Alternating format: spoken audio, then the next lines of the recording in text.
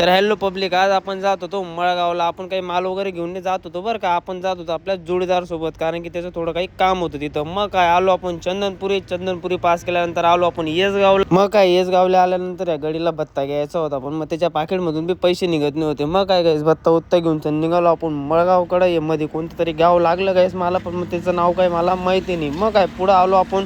पुढं वापस आपल्याला एक गाव लागलं गाईस. म्हटलं आणि हे गाव कोणतं आहे म्हटलं. मग काय फायनली आम्ही मळगाव मध्ये येऊन लागलो. मी जरा तिथं बालांची पोस्ट वगैरे देऊन घेतली, जोपर्यंत तो ॲड्रेस विचारत आहे तोपर्यंत. मग काय ॲड्रेस विचारून आलो आपण मळगावच्या पुढं. टाकली आपण पांदी धरून गाडी. पुढं आलो तर आपल्याला लागली छोटीशी नदी.